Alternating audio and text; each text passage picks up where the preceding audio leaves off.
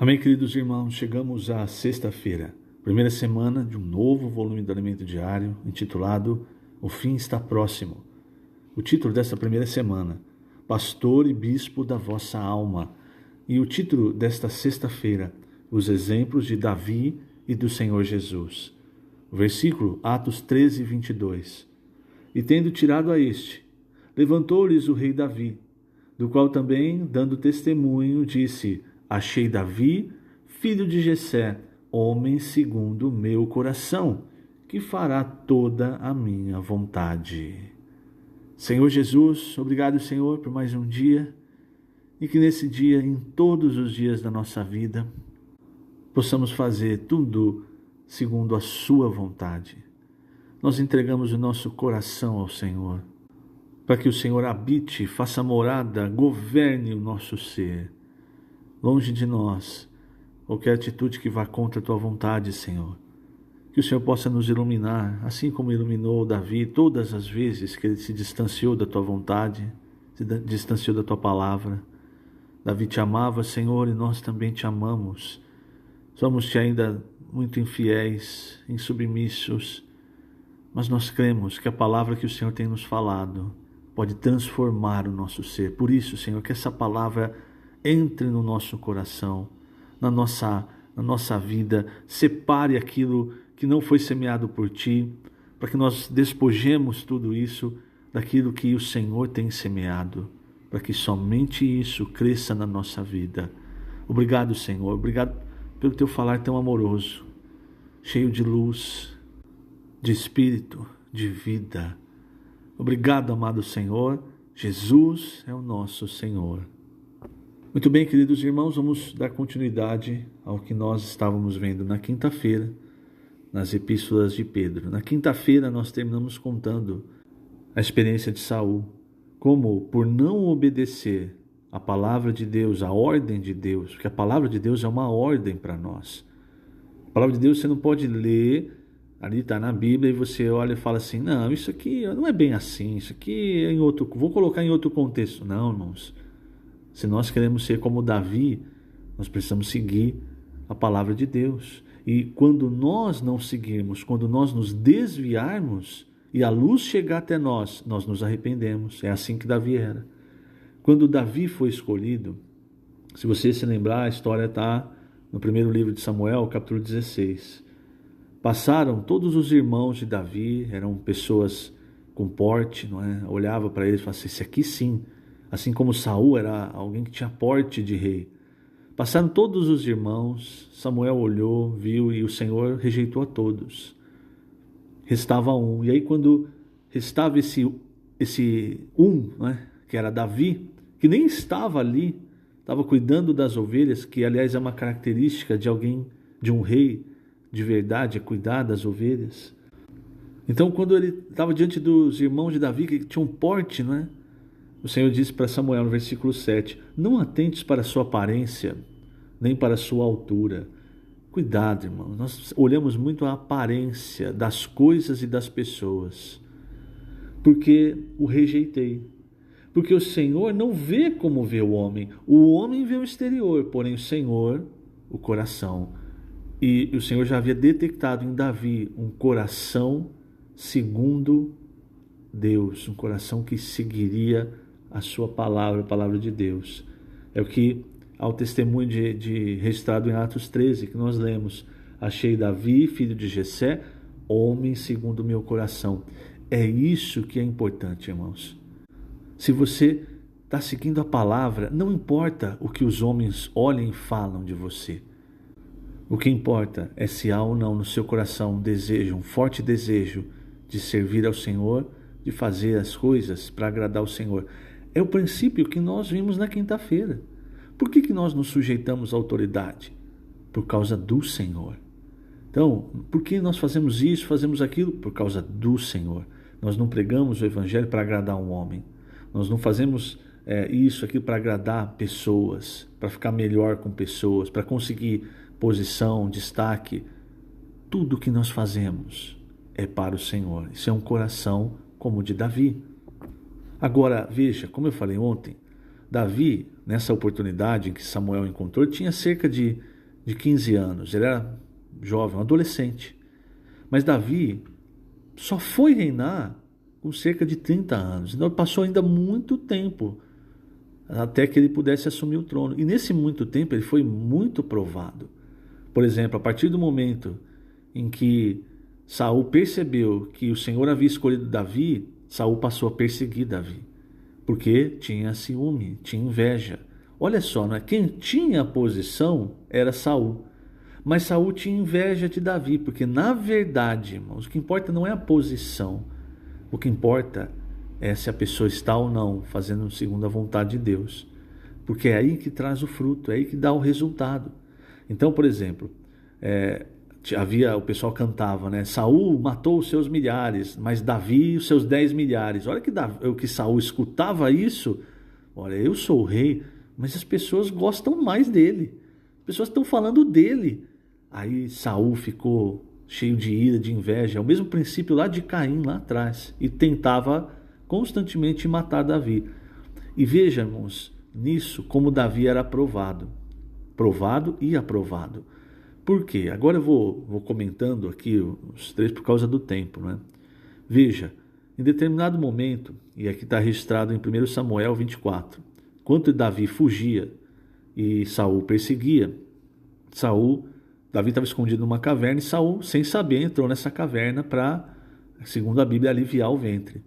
E ali, irmãos, Davi teve uma oportunidade. Teve a oportunidade de matar Saul. E aí ele acabaria com os problemas dele. É o que o pessoal fala, mata 2 coelhos numa cajadada só. Ele ia acabar com a perseguição que ele estava sofrendo e ia poder assumir o trono. E ali Davi fez o quê? Ele cortou a orla do manto de Saul. Isso, se você for ver, não é nada. Não machucou Saul. Agora, assim que ele fez isso, veja o que a Bíblia registra. No versículo 5 de 1 Samuel 24, depois que ele corta a orla do manto de Saul, diz assim: sucedeu, porém, que depois sentiu Davi bater-lhe o coração, por ter cortado a orla do manto de Saul. O que é esse bater-lhe o coração? É a consciência, irmãos. A consciência de Davi o acusou. Por quê? Aí ele mesmo dá a resposta. Veja, é o mesmo princípio que nós vemos lá em Romanos 13 e em 1 Pedro. Ele diz assim: o Senhor me guarde, versículo 6, o Senhor me guarde de que eu faça tal coisa ao meu Senhor.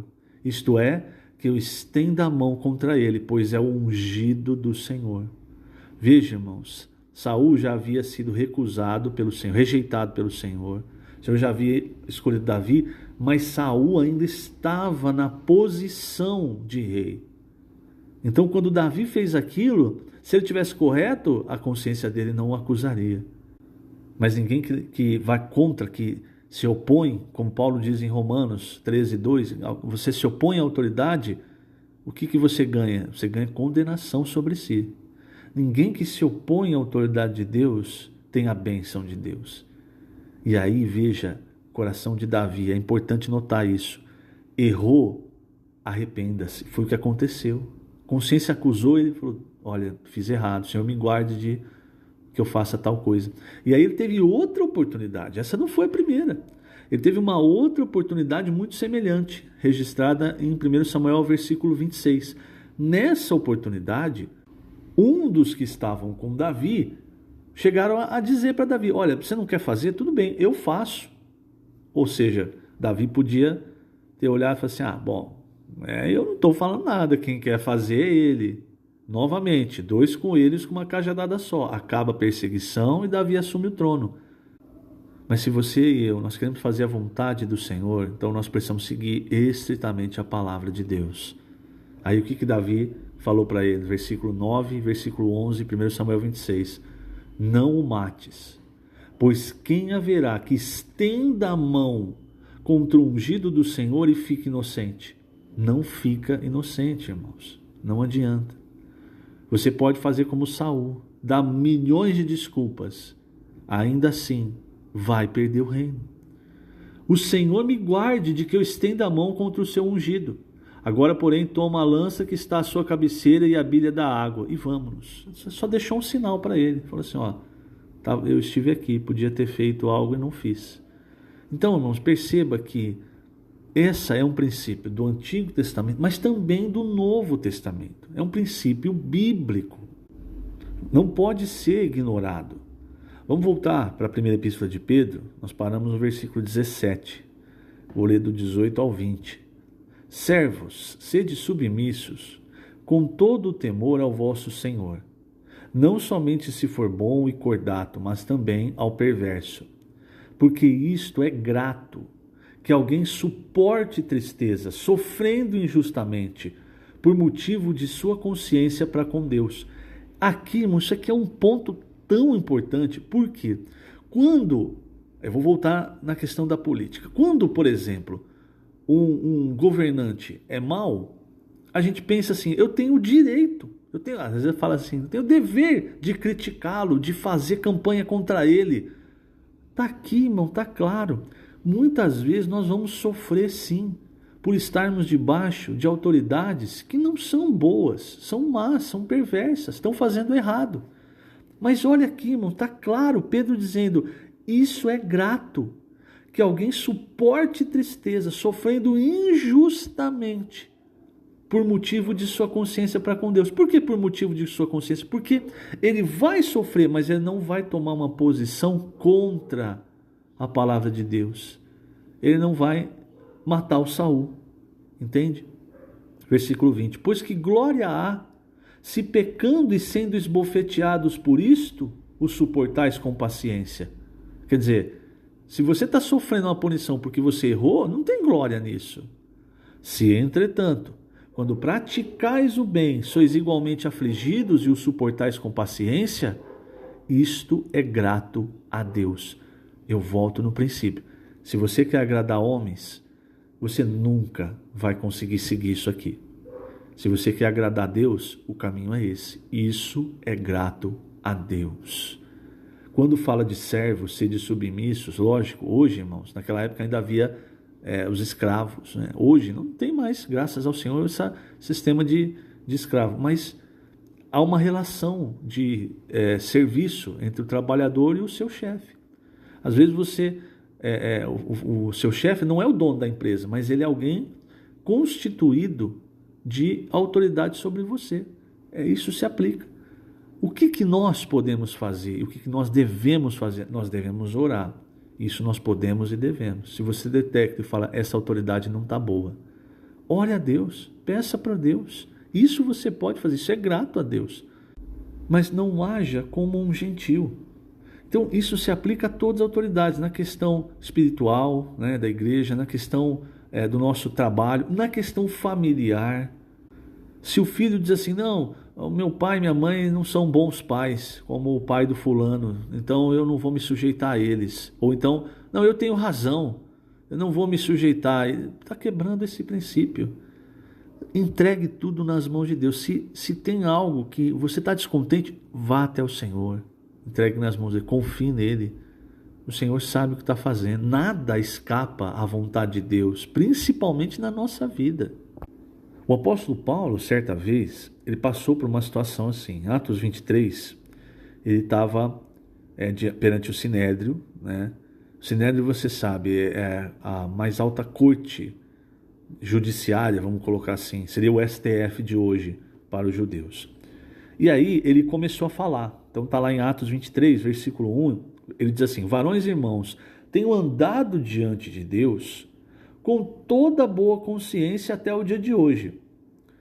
Aí, quando ele estava falando, ele começou a falar, o sumo sacerdote Ananias mandou aos que estavam perto dele que lhe batessem na boca.